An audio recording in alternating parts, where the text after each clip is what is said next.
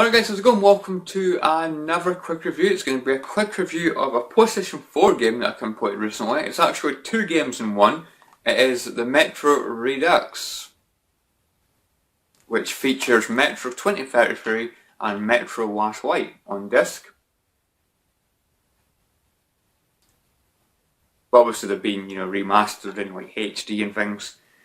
But yeah, so Metro 2033 and Last Light. So first of all guys, I'm going to say that the games, in my opinion, both of them were really good, I was expecting to like them, but I ended up really loving them. I think both games are really good. Metro for me, it's just got something about it. Something about the location, something about the atmosphere, something about the gameplay. That for me makes it feel like a really good, really solid first person shooter. So what I'm going to do guys is I'm going to talk about, first of all, Metro as a whole.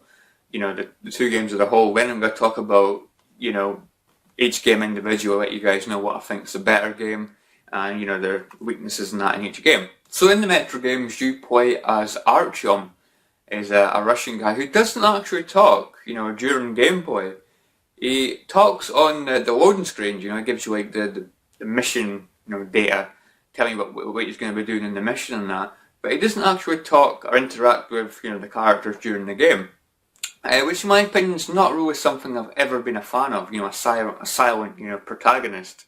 In my opinion, just not really a big fan of that. It's lucky that the whole Metro, experience, as far as like gameplay and that goes, in my opinion, makes up for the fact that it doesn't talk. So it kind of dodged the bullet there, in my opinion.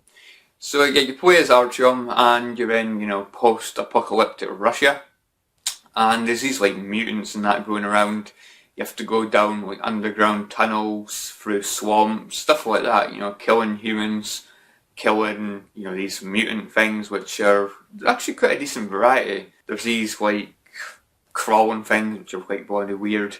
There's like big flying demons, there's these spider things that have got like scorpion tails. There's quite a decent variety of, monsters. And the game's actually considered a first-person shooter survival horror game, which, I didn't really expect, I wouldn't really call it a survival horror game. I'd just call it an FPS, really.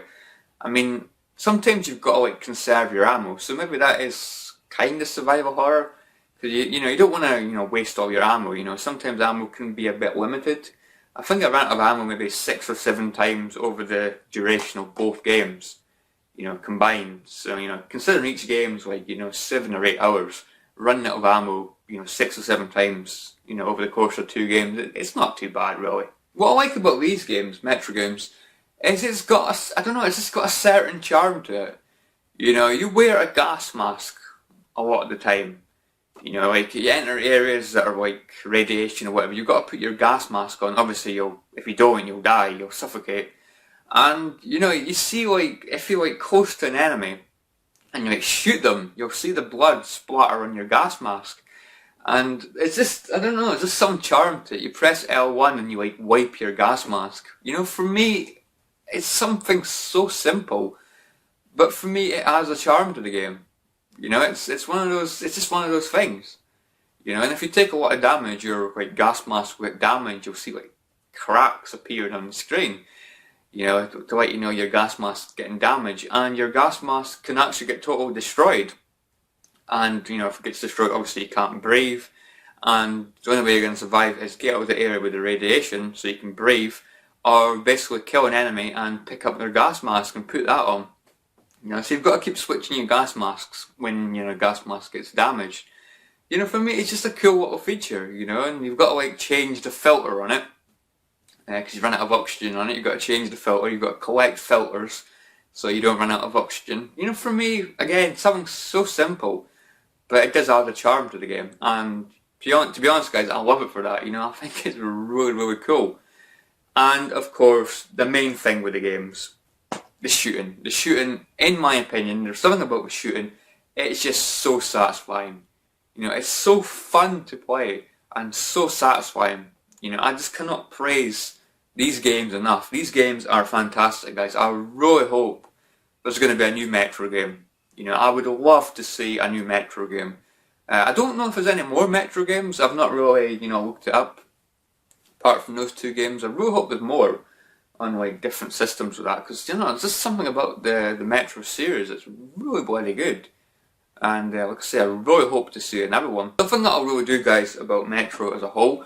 So first of all, guys, of course, I started off with the first one, which was Metro 2033. I've had that game on Steam for about, I don't know, 3 or 4 years.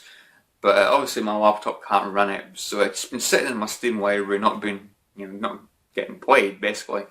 So started Metro 2033. I will say this for the game, it's quite slow in getting started, Metro 2033. The first hour, hour and a half, for me there wasn't too much shooting action. There was a lot of like talking, a lot of walking around.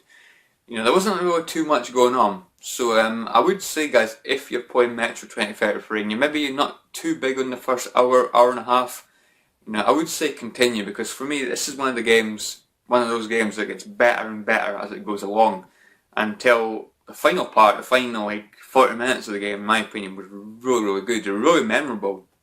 So yeah, I would say that about Metro 2033. The characters in Metro 2033, they're not brilliant in my opinion. There's not much I can remember about the characters. Story was decent, but nothing major, nothing special. The locations in the game were quite decent. I don't think there was a huge variety. Not like the second game. I thought the second game was a lot better for location variety. But it was a decent enough variety. There was like obviously the undergrounds, the subways and things. There was this library which had these bloody horrible like mutant things in them which took bloody ages to kill. They're actually called librarians. These like big, big gorilla type things. They take a ton of bullets, so like soak up bullets like a sponge. So that's actually quite a tough part of the game, I thought, the library. And you got a few like snowy areas as well at the end. But yeah, guys, Metro 2033 say gets better as it goes along. Nothing special as far as characters goes, and a few glitches here and there. Like enemies glitching into walls, enemies just glitching in general. There's quite a few instances of that happening. But for me, I looked past that because I was enjoying the gameplay not so much. So yeah, Metro 2033. Overall, guys, good game, and in my opinion, a really, really good ending as well. Then we go on to Metro Last Light, which for me, guys, was a big improvement. For me, they took the first game, took Metro 2033, and then they just improved on it, in my opinion, so much. Characters for me were really memorable. If you've played through Metro Last Light, you're probably not going to forget Pavel. In my opinion, a really, really good character. He's with you at the beginning of the game, and in my opinion, Pavel's just a really, really good character. Interaction with him, in my opinion, was really, really funny. Like a lot of the characters in the game, the interaction I thought was quite funny. The boss battles I thought were quite good. You had like a mutant bear and a mutated rhino. So some quite memorable boss fights. And added some new enemies as well. There was like in the water, there was like these like shrimp things. I think they're either shrimps or prawns, I think they were called. But yeah, they tried to woman kill you every time you were near the body of water.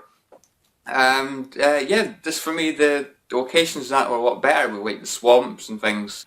Which in my opinion, like graphical wise, they looked really, really good. I really enjoyed looking at the scenery.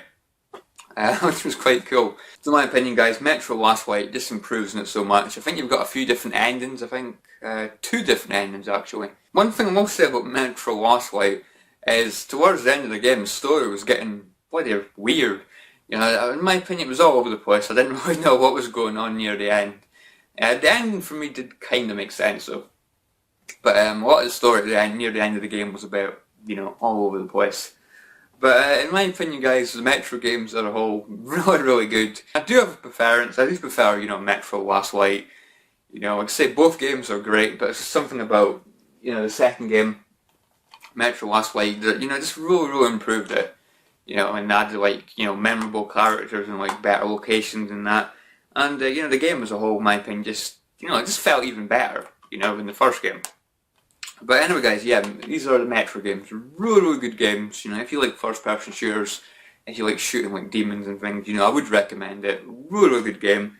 2 games for the price of 1. But anyway, guys, yeah, I hope you've enjoyed this, guys. If you've played any of these games, let me know what you think. And yeah, guys, I'll catch you all in the next video. See you guys. Thanks for watching.